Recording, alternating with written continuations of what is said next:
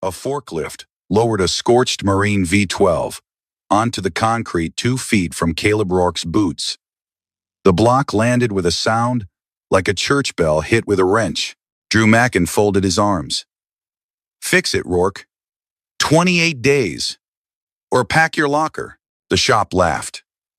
On the walkway above, Elena Halverson did not. Caleb knelt.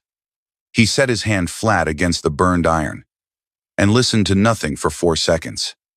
Then he stood, nodded once, and said nothing. They thought they had handed a pile of scrap to the quietest mechanic on the floor. They had no idea the man kneeling there had drawn the first version of that engine. And in the next 28 days, that silence would force the building to learn his name. 4 weeks earlier, on a Friday morning in May, Caleb Rourke had walked his daughter Mia to Street Mary's Elementary at 7:45. She wore a red windbreaker over her soccer kit because practice was after school. She talked the whole way about a book she was reading, something with a girl detective and a missing dog. And Caleb listened without interrupting. At the corner of Prince George Street, he stopped and crouched down so they were eye level. "Miss Patterson picks you up at 3:15. And if it rains, she drives." "I know, Dad." He tapped her shoulder twice, the way he always did, and watched until she was through the gate before he turned and walked the 8 minutes to the shop. His apartment was small, 2 bedrooms above a coffee place on Maryland Avenue. The walls were painted the color of weak tea. There were her bookshelves and her cleats by the door and his work boots beside them. There was a kitchen table where they ate dinner most nights and a couch where they read. In his bedroom closet, on the top shelf, a wooden box held a single medal turned face down. The Society of Naval Architects and Marine Engineers Award, 2021, for innovation in diesel turbocharger design. He had not looked at it in 3 years. The Halverson shop was a wide rectangular building near the city dock. It built and rebuilt marine diesel engines for sport yachts, fishing fleets, and small Coast Guard patrol craft. Caleb worked days, a regular shift, sweeping in at 7:50 and clocking out at 4.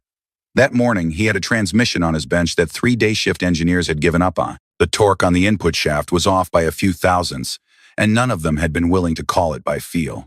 Caleb did not use a torque indicator. He ran his thumb along the splined hub, found the wrong tooth, marked it with chalk, and rebuilt the assembly in 90 minutes. When he was done, he wrote the work order under old Hollis's name. Hollis was the foreman, 62, a former Navy machinist mate, who walked with a slight list to starboard from an old shipyard injury. They had an agreement. Caleb's name did not go on paperwork. Hollis took the signature line. Hollis came by the bench at lunch. He looked at the transmission. He looked at Caleb. "Why, you really hiding, son?" "I'm not hiding," Caleb said. "I'm resting." Hollis did not press. He never did. The flashback was brief. The kind of memory that arrived without warning when Caleb tightened a particular type of fastener. 3 years ago, Brennan Marine Systems in Norfolk. A glass conference room. Marcus Vail is program director, sliding a revised schedule across the table. The salt fog cycle had been cut from the propeller shaft validation for the Sentinel class. Vail's reasoning was the schedule. Vail's leverage was the medical bills. Caleb's wife had been 6 months into stage 4. Vail knew it. Vail used it.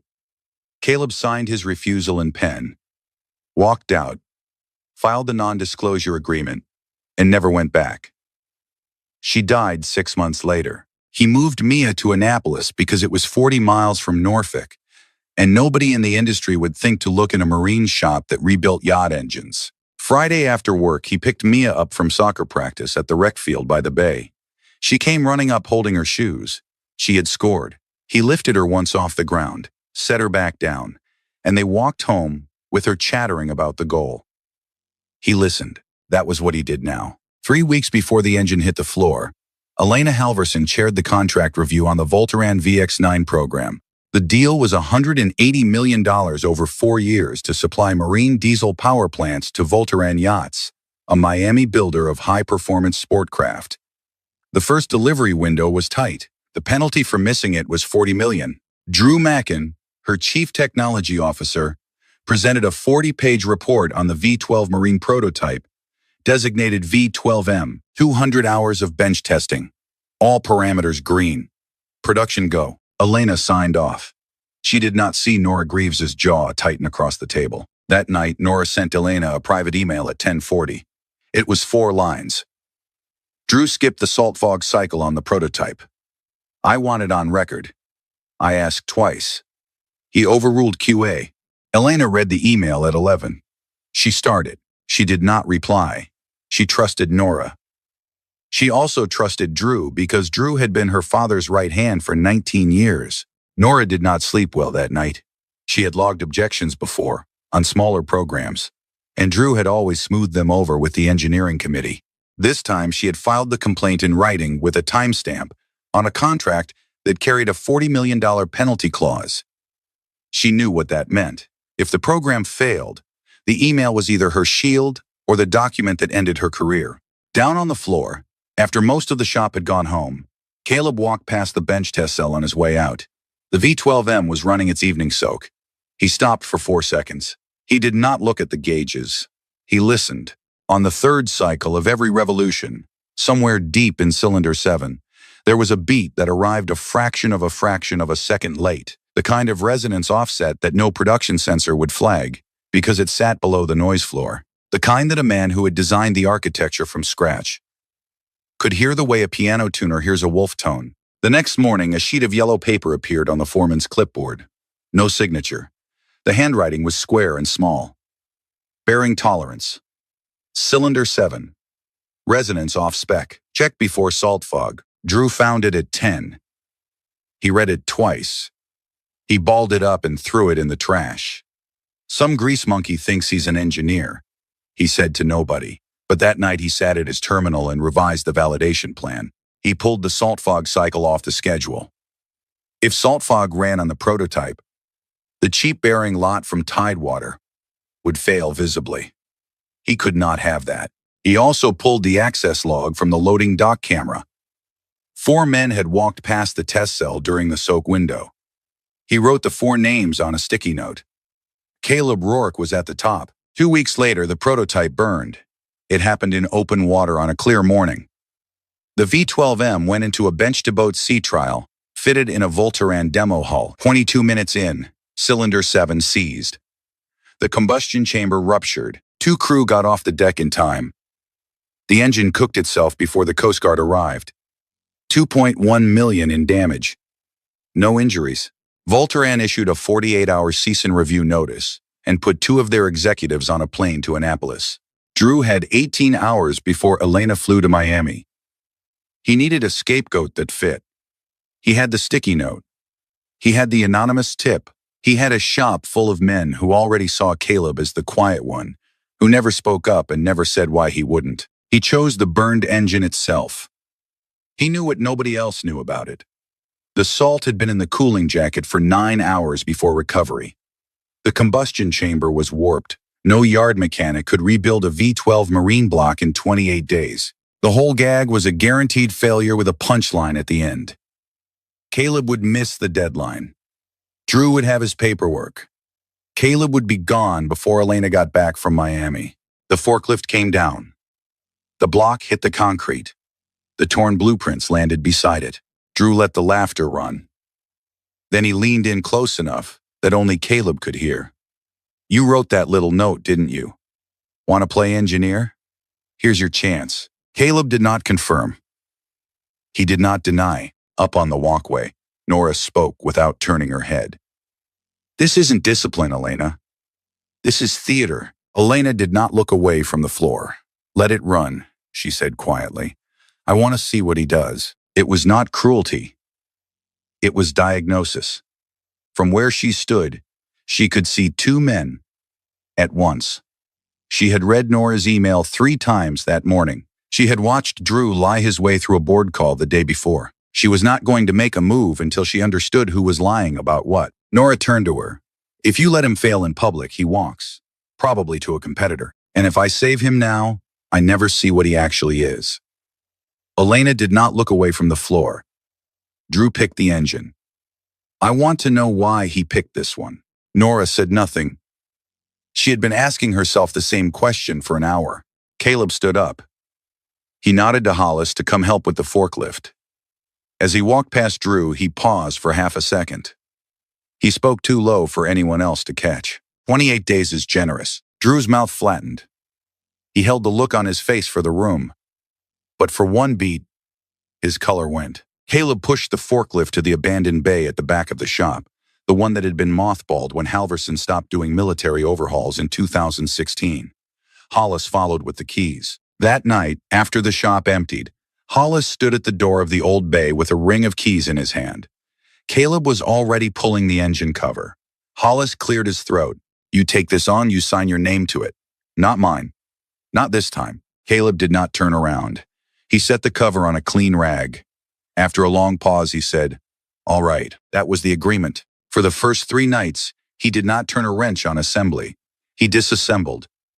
612 parts came off the block and were laid out on 3 folding tables in the order they had failed. Not the order they came off, the order they had failed. Each piece got a strip of colored tape. Red for primary failure, yellow for secondary damage, blue for tertiary. It was a forensic method that Hollis had seen described once in a Navy training manual attributed to a defense program protocol. He stood in the doorway on the 4th night with 2 coffees and watched Caleb measure a crankshaft journal with a length of taut wire and a flashlight. Hollis knew that trick. He had read about it once, in a feature in Marine Engineering Quarterly, 2021. The piece had profiled an engineer named C. Rourke at Brennan Marine. It had described the wire method, applied to a crankshaft, as if it were a parlor magic act. Hollis had cut the page out and kept it. The next morning, Hollis went to the records room. He printed the article fresh. He folded it and put it in his locker. He did not say a word to Caleb. He decided to wait. Friday afternoon, Mia came by after practice. Hollis let her in. She walked up to the engine and looked at it for 5 full seconds.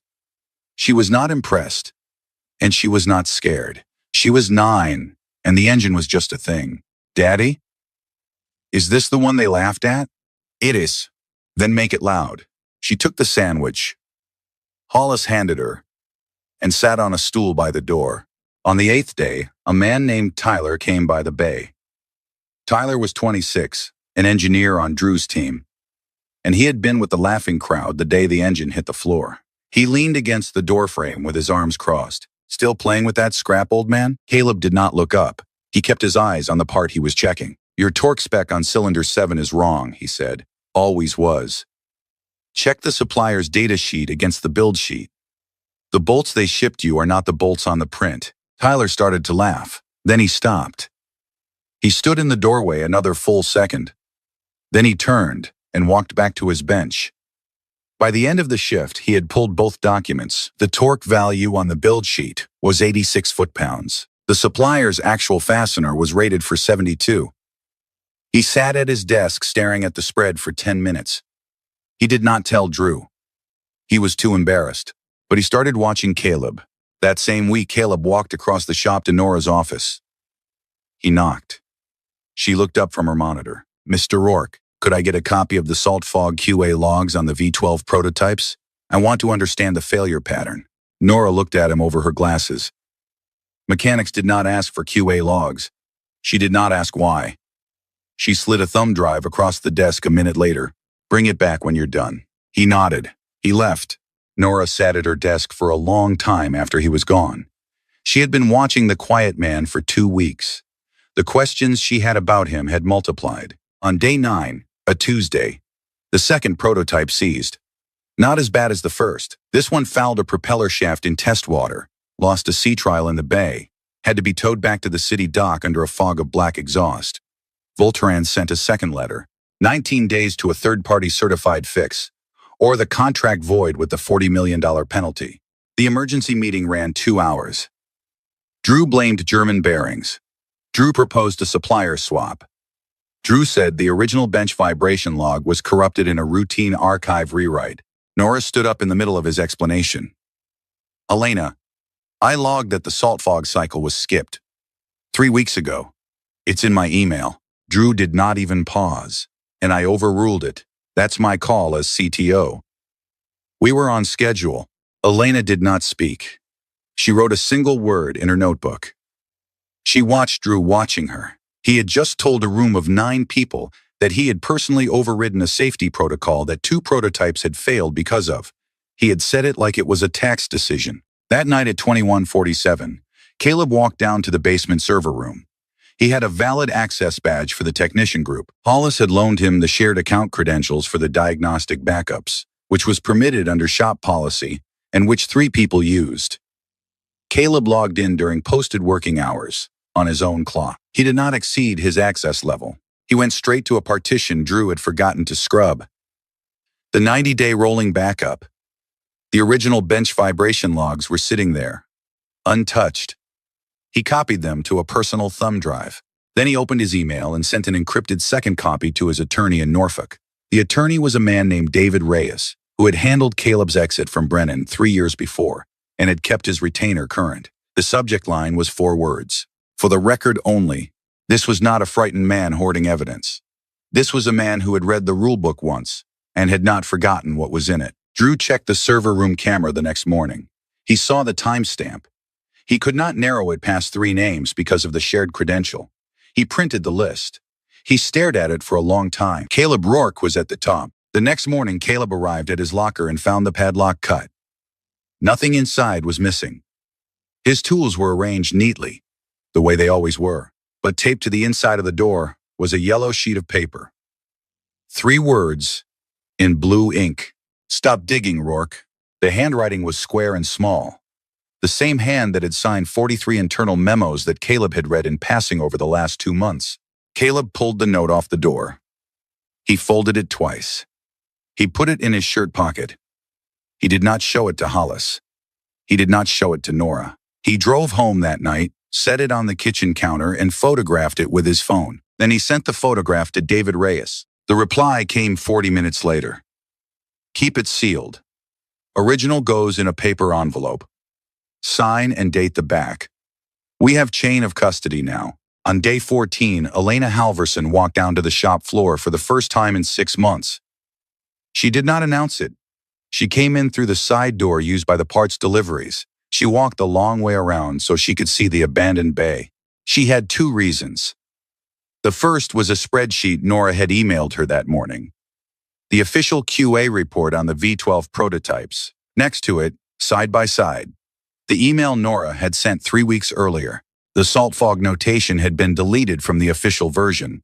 Somebody had reached into the QA archive and rewritten history. The second reason was the man in the back bay. She found him at a folding table laying a connecting rod into a torque fixture. The bay was clean the way an operating room is clean. The floor had been swept. The parts were laid in colored ranks. A hand-drawn schematic was tacked to the wall. A 40 by 28-inch sheet of paper covered in the kind of fine pencil notation she had seen exactly once in her life, in a wind tunnel report at a graduate seminar at MIT. She stood in the doorway for 10 seconds before he noticed her. He set the rod down. He stood up. He did not wipe his hands. Miss Halverson, Mr. Rourke.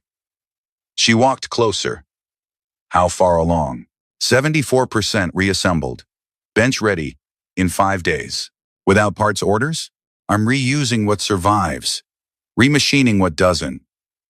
Hollis has a lathe in this bay. She looked at the schematic. She looked at him. She had spent enough time around her father's old engineers to know what the notation style was. The block letters, the decimal margins, the torque tolerance in the right-hand column, written to 4 places. What's your spec on this build? He answered without hesitating. MILSTD 1399. Section 330. Type 1. He paused. An ABSA 1 Marine classification. The Voltaran contract requires the second. The first is what the engine was originally designed against. She was quiet for a long beat. A shop mechanic doesn't know.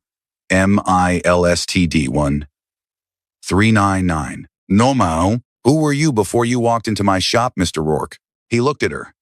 His eyes were gray-green and very steady. Someone who already learned what happens when the wrong engine ships, ma'am. She did not push. She turned to leave. At the doorway, she paused with her hand on the frame and looked back. Drew told me you tampered with the server. I accessed a backup partition with valid credentials in working hours. Check the access log. Then check what's in the backup. She held his eyes for 2 seconds. Then she walked out. That afternoon, she sat in her office and did 3 things. She pulled the badge log herself. She read the partition that Caleb had accessed, and she called Drew Mackin into her office and asked him to explain why a backup he had described as corrupted was sitting on the basement server, time-stamped and intact. Drew talked for 9 minutes. Elena listened. She let him leave. That evening, Drew called Voltaren directly. He proposed accelerating the final demonstration to recover schedule. Day 19. Not day 28. Voltaren agreed within an hour. He sent the update to Elena at 8 in the evening. The new demonstration date was less than 5 days away. Hollis told Caleb the news at 2200. Caleb was at the bench fitting an oil pump. He did not stop working. He listened to the schedule change in full. Bench test cell still available? Hollis booked it Friday night. Then we test Friday night. He drove home. Mia was already in bed. He stood in the kitchen and opened his laptop. There was an email from David Reyes waiting. The subject line was 3 words. Read this immediately. The body was a single paragraph. Brennan Marine had been acquired by Voltaren's parent holding company that morning. The deal had closed at noon. The change of control clause in Caleb's 3-year-old non-disclosure agreement had been triggered. As of 2 p.m. Eastern Time, his confidentiality obligations to Brennan no longer ran to the original signatory. They now ran to Voltaren, which meant that the original signatory could no longer enforce silence about anything that had happened before the closing, and which meant that anything Caleb had refused to sign 3 years ago was suddenly sayable in public. Caleb stood at the kitchen counter for a long minute. He read it twice. Then he closed the laptop. He went to bed. Day 18. 4 in the morning. The shop was dark except for the back bay. Caleb cranked the V12M for the first time since reassembly. The engine caught on the second compression stroke. It idled at 600 RPM without a hiccup. He brought it up through the power band. He let it sit at half load for 20 minutes. He hit it with the variable transient cycle that nobody at Halverson had run on the production prototype. The block did not flinch. Hollis stood next to the gauges, watching the dyno output. The power figure was 9.4% above the production prototype's best run. The vibration trace was textbook. He let out a breath he did not know he had been holding. He walked to his locker. He came back with the article from Marine Engineering Quarterly. He laid it on the workbench, next to Caleb's hand. "You're him," he said. "Brennan's chief. The one who walked out before the Sentinel-class trials." Caleb looked at the page. He nodded once. "Why?" Caleb wiped his hands on a rag. He thought about the question for a long moment. There was a man named Marcus Vale. He was my program director. He wanted me to sign off on a redesigned prop shaft for the Sentinel class. He wanted to skip the salt fog cycle, to make the delivery date, and my wife was in the last stages of cancer. The medical leave I needed was discretionary. Vale held it over me. I signed my refusal in writing instead. The same day I filed the non-disclosure and walked out. 6 months later, the Sentinel-class prop shaft failed in trials. 2 sailors went overboard. Nobody died. Vale got moved sideways. He never got charged because I had signed the NDA, and I never opened my mouth. Hollis did not speak. My wife died 8 days after the trial. I had Mia. I had nothing else. Why didn't you talk then? Because she was dying, and our daughter needed one parent left standing. Hollis nodded slowly. He folded the article and slid it back into his shirt pocket. That night, Caleb sat at his kitchen table with his laptop. He had Nora on a video call. Nora had pulled the bearing supplier records for the V12 program at his request. They went through them together, line by line. The bearings on the production prototypes had not come from the German vendor. They had come from a company named Tidewater Bearings LLC, based in Suffolk, Virginia. The company had been incorporated 4 years before. The principal officer of record was a man named Marcus Vale, the same Marcus Vale. Caleb sat back from the screen. He pressed his hand flat against his chest. Nora spoke after a long silence. "Drew and Vale have been partners for at least 3 years. This is in Halverson.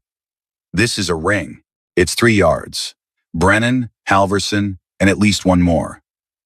Vale places his bearings in everyone. Drew signs the purchase orders.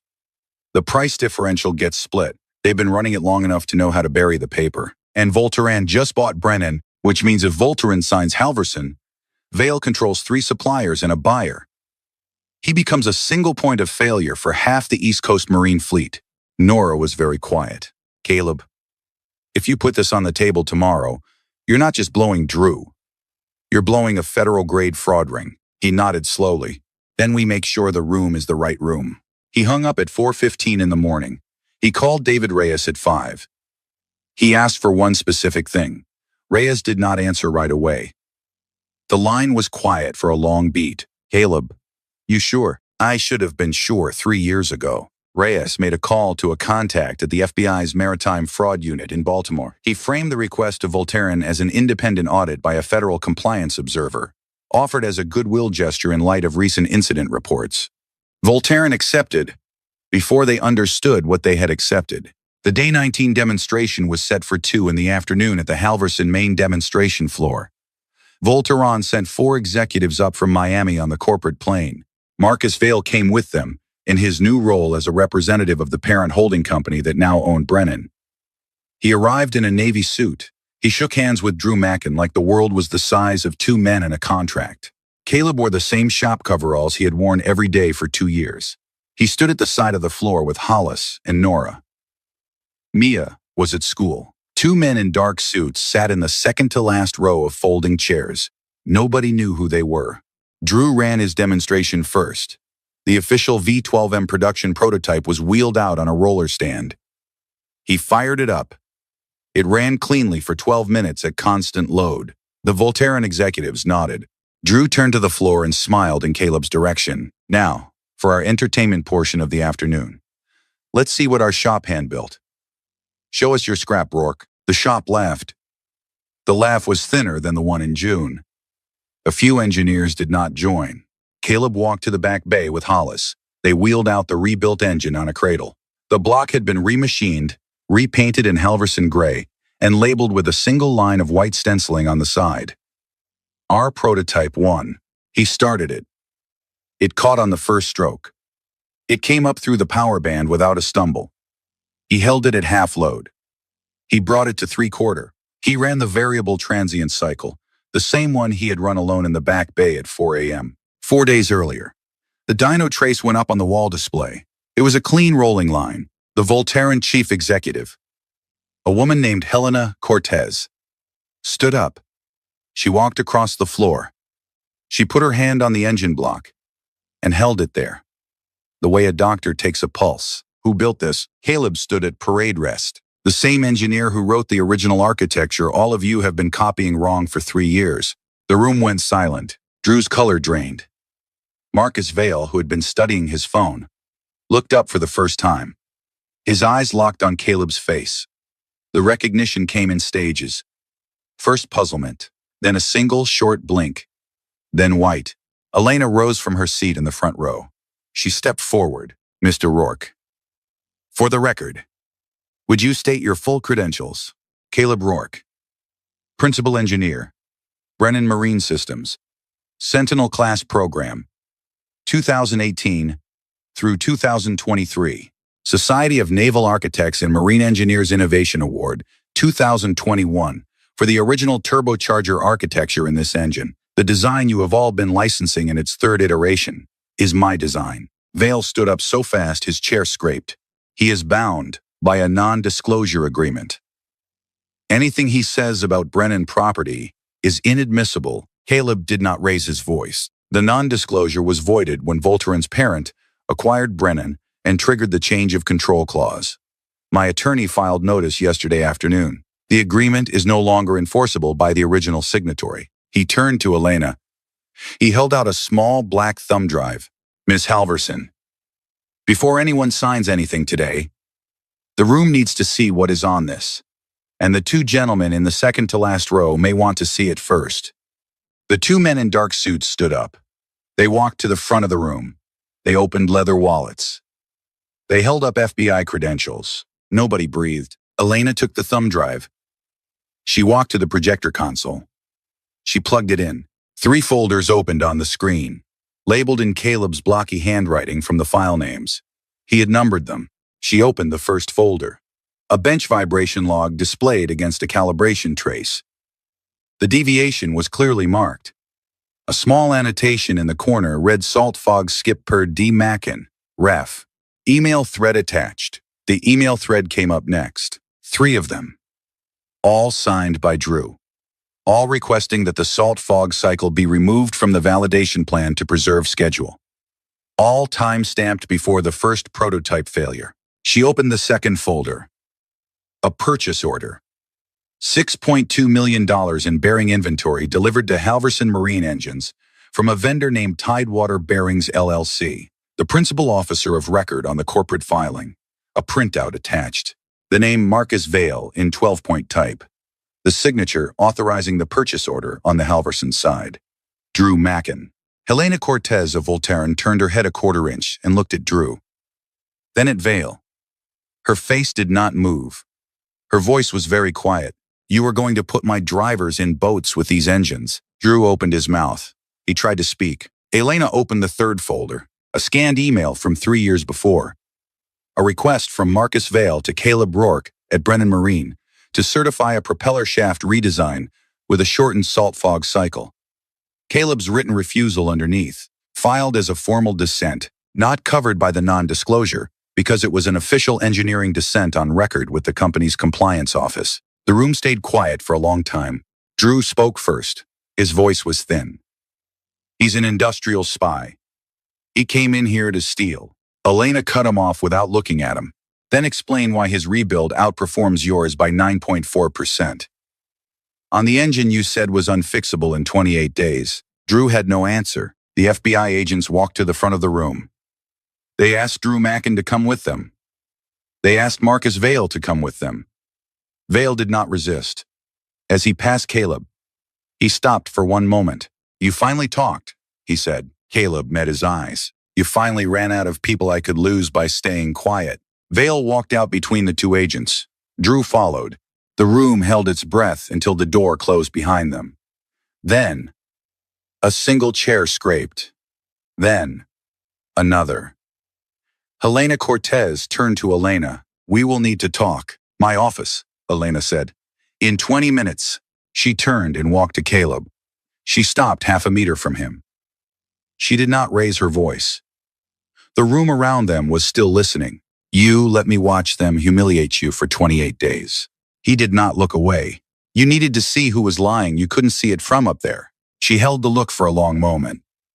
Then she nodded once. It was not yet trust. It was respect. In her office 20 minutes later, with Helena Cortez across the table and Nora at her side, Helena renegotiated. Voltaren would not sign the contract under the existing program leadership. The condition was direct. The V-12M program would be led by Caleb Rourke, or there was no contract.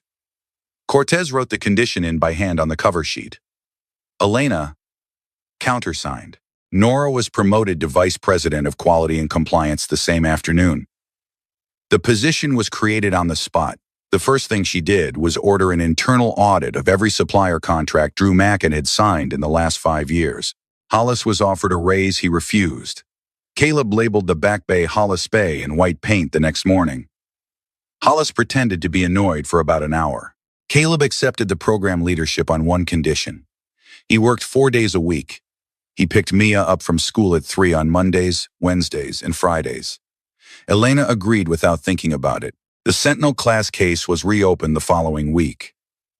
The FBI used the evidence Caleb had handed over as the foundation for a federal grand jury investigation into procurement fraud across 3 East Coast Marine yards. Marcus Vale was indicted on 6 counts.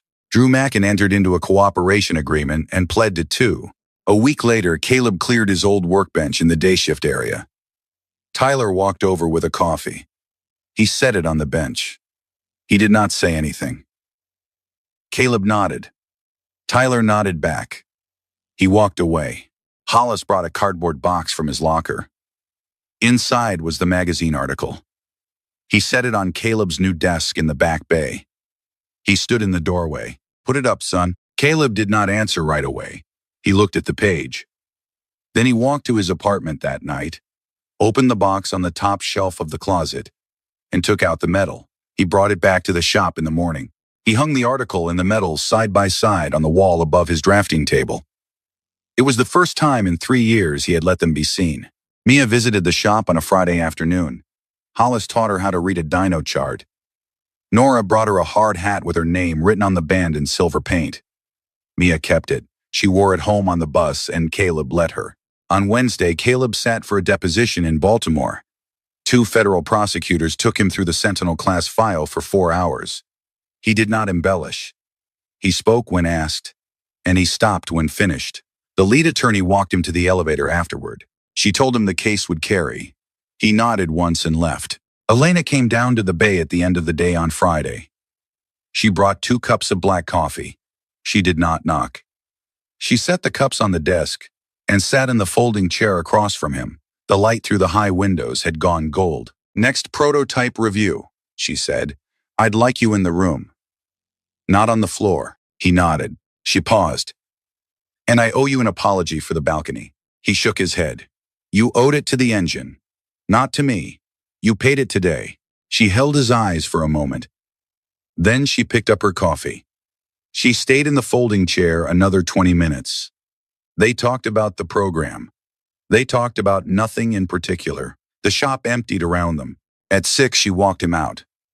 Mia was waiting in the lobby with her soccer ball under her arm. She waved when she saw her father. Caleb walked toward her. Elena stood at the front desk and watched them through the glass. Mia ran ahead across the parking lot toward the car. Caleb followed at a walk. Elena stayed at the window. She did not cross her arms this time. Neither of them had been looking for what they found in a man who had once let a dead engine sit at his feet without flinching.